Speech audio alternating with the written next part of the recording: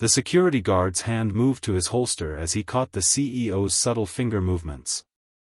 3 quick gestures that meant everything: he has a weapon. Yet Sarah Chen, the most powerful executive in the city, maintained her pleasant smile as she continued speaking to the disheveled man across her desk. No one would have guessed that beneath that polished mahogany surface, her other hand was already pressing the silent alarm. If you've ever wondered how a split-second decision can alter countless lives, this story will show you why hitting that like button and subscribing might be the best decision you make today, because some stories deserve to be shared.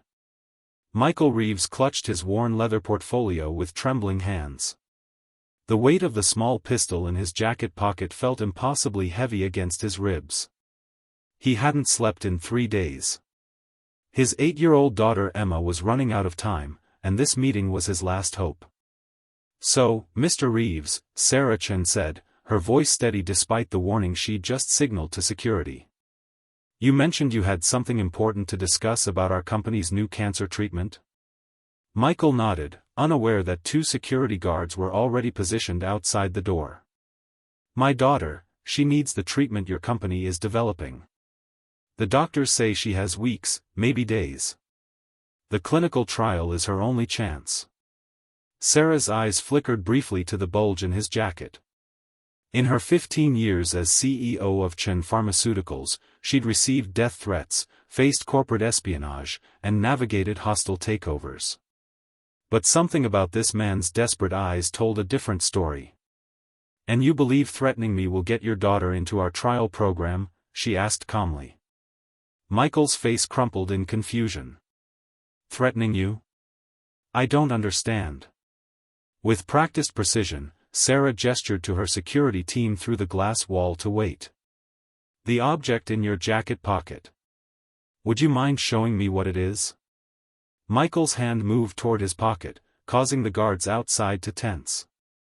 But when he withdrew the object, Sarah's perfectly composed expression finally broke. It wasn't a gun at all. It was a small, handmade wooden figurine of a ballerina. "Emma made this," Michael explained, his voice breaking. "She wanted you to have it. She said maybe if you knew she was real, not just a name on a waiting list, you might help her." The security guards entered the room, responding to Sarah's earlier signal. "Everything okay, Ms. Chen?" Sarah stared at the small wooden dancer in her palm. The craftsmanship was crude but heartfelt, clearly made by a child's determined hands. A memory surfaced, her own father's calloused fingers teaching her to carve wood when she was young, before cancer took him too. "There's been a misunderstanding," she said to the guards. "Mr. Reeves and I need privacy to continue our discussion." After they left, Sarah leaned forward. "I apologize for the confusion. When you kept touching your pocket, I thought, well, it doesn't matter now." Michael's eyes widened as understanding dawned. "You thought I had a weapon?" "I would never, I'm just a dad trying to save his daughter." Sarah nodded, turning the small ballerina in her fingers. "Tell me about Emma." For the next hour, Michael shared everything: Emma's diagnosis at age 6, how he'd become a single father when his wife couldn't handle the pressure and left, the 3 jobs he worked to pay medical bills, and how Emma still danced in her hospital room despite the pain. "The trial program is full," Sarah finally said, watching Michael's hope crumble. "But that doesn't mean we can't make an exception." Michael looked up, disbelieving. "You can do that?" "I'm the CEO. Making difficult decisions is what I do." She paused. "But I want to be clear, this isn't charity. I have a proposition for you." Sarah explained that Chen Pharmaceuticals had been developing a patient advocacy program, seeking someone who understood the healthcare system's failures firsthand. Someone who could speak authentically about the challenges families faced. "We need someone like you, Mr. Reeves. Someone who won't take no for an answer, even when facing impossible odds. Someone who understands what our treatments mean to real families." Michael stared at her. "You're offering me a job?" "I'm offering you a purpose. And yes, a salary that will cover Emma's medical expenses." In return, you'll help us build a program that ensures no parent has to bring a handmade gift to a CEO's office out of desperation. 2 months later, Emma Reeves became the first patient to show complete remission using Chen Pharmaceuticals' experimental treatment.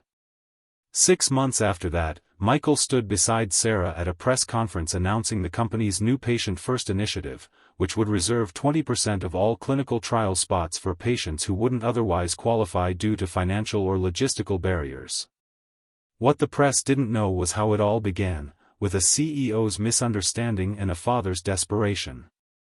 The program transformed Chen Pharmaceuticals' public image and, more importantly, saved hundreds of lives in its first year alone. The company's stock soared as investors recognized that compassion could coexist with profit. For Sarah, the wooden ballerina remained on her desk, a reminder of how close she'd come to having security remove the very man who would help transform her company's soul. Emma recovered fully and returned to dance classes. On her 10th birthday, Sarah attended her recital, watching from the back row as the girl who'd almost been denied a future pirouette across the stage. After the performance, Emma ran to Sarah with a new carved figurine, this one of 2 people holding hands. "It's you and my dad," Emma explained. "He taught me how to carve better. He says you two are partners now." Sarah smiled, remembering the terrified man who'd sat across from her that day, unaware that her misreading of his intentions would change everything. That evening, as Michael drove them home from the recital, Emma fell asleep in the back seat. At a red light, he glanced at his daughter in the rearview mirror and felt the familiar swell of gratitude. "She looks more like her mother every day," he said softly. Sarah, who had joined them for a celebration dinner, nodded. "You never talk about her." "Emma's mother." Michael's hands tightened on the steering wheel. Leah couldn't handle it when Emma got sick. Some people aren't built for watching someone they love suffer. "And you are?" "I'm not special," Michael said. "I'm just her dad." There was no other option. But Sarah knew better. In the 2 years since that fateful meeting, she'd watched Michael transform from a desperate father to the compassionate leader of a program that was changing how the entire pharmaceutical industry approached patient care. "You know," Sarah said as they pulled into the driveway, "when you first came into my office, I was certain you were there to harm me." Michael laughed softly.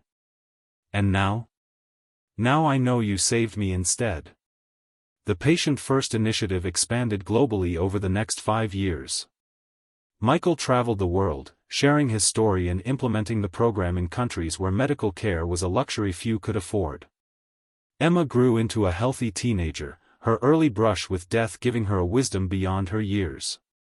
On the 5th anniversary of the program, Chen Pharmaceuticals hosted a gala celebrating the 10,000 lives saved through their expanded access protocols. As Sarah prepared to introduce Michael to the crowd of donors, investors, and medical professionals, she found him standing alone on the balcony, looking at a photo on his phone. "Nervous about your speech?" she asked. Michael showed her the screen, a hospital photo of Emma at 8 years old, frail and bald from chemotherapy, but smiling as she held up the ballerina she'd carved. "I keep this to remember why we do this work," he said. "Sometimes I wonder what would have happened if you'd had security throw me out that day." Sarah touched the small wooden ballerina pin she wore on her lapel, a custom piece she'd commissioned based on Emma's original carving. "I almost did," she admitted. "I was so certain you were there to threaten me." "In a way, I was," Michael said. "Just not how you thought. I was desperate enough to do anything." "Would you have?" Sarah asked the question that had lingered between them for years. Michael was quiet for a long moment. "I don't know. That's the truth. I was a father watching his daughter die. There was a moment when I passed a pawn shop on the way to your office. I had thoughts I'm not proud of." Sarah nodded, understanding the darkness that desperation could bring. "But you chose the ballerina instead." "Emma chose it. She insisted I bring her art, not my anger." His voice broke slightly. "An 8-year-old had more wisdom than I did." Inside, the ballroom was filling with people whose lives had been touched by the program. Patients who'd received treatments, families who'd kept their loved ones, doctors who could now offer hope instead of hospice. "They're waiting for you," Sarah said. "The man who changed everything." Michael shook his head. "Not me. Us. A desperate dad and a CEO who could have called security but chose compassion instead." As they walked back inside, Sarah thought about the split-second decision she'd made that day, to wait, to listen, to look beyond her fear. One small choice that had rippled outward, touching thousands of lives. Michael took the stage to thunderous applause. The audience fell silent as he began to speak. "5 years ago, I walked into a CEO's office with nothing but desperation and a wooden ballerina carved by my daughter. I was prepared to beg, to plead, perhaps even to threaten. Instead, I found something unexpected: understanding." From her seat in the front row, Sarah watched Emma, now a healthy 13-year-old, beam at her father. The teenager no longer remembered the pain of her illness, but she knew the story of how it had transformed not just her life, but countless others. "People often ask me how our program began," Michael continued. "The truth is both simpler and more complicated than they imagine. It began with a misunderstanding, a CEO who thought I had a weapon, and a father who did, though not the kind she feared. My weapon was love for my daughter. And sometimes, love is the most powerful force we can wield." After the gala, as guests departed with renewed commitment to the cause, Emma approached Sarah with another carved figure, this one more sophisticated, showing 3 people standing together. "It's us," Emma explained. "You, Dad, and me. The family we became." Sarah felt tears threaten. In her rise to corporate power, she'd sacrificed personal connections, believing success required solitude. Yet here she was, 5 years after nearly having security remove a desperate father, with something that felt remarkably like family. "Your father is an extraordinary man," Sarah told Emma. Emma smiled knowingly. "So are you. Dad says you're the bravest person he knows, that it takes more courage to trust than to fear." Later that night, after Emma had gone to bed, Michael and Sarah sat on the porch of the home they now shared, not as romantic partners but as co-parents to Emma and co-leaders of a movement that had changed medicine.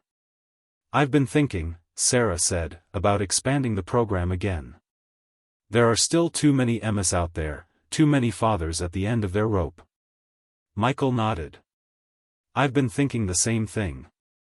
But it will take more funding, more political will." "Then that's what we'll find," Sarah said with the determination that had made her a formidable CEO. "Together." As they sat in comfortable silence, Sarah reflected on how differently things might have gone. If she'd acted on her fear instead of her instinct, if she'd had security remove Michael instead of listening to his story, if she'd seen only a threat instead of a possibility. One decision. That's all it had taken to change everything. And that's the power each of us holds every day, the power to choose compassion over fear, understanding over judgment, connection over isolation. If this story moved you, remember that your support helps us share more stories like Michael and Sarah's. Hit that like button and subscribe to join our community of believers in the power of human connection. Because sometimes, the most important weapon we carry isn't made of metal, it's made of hope.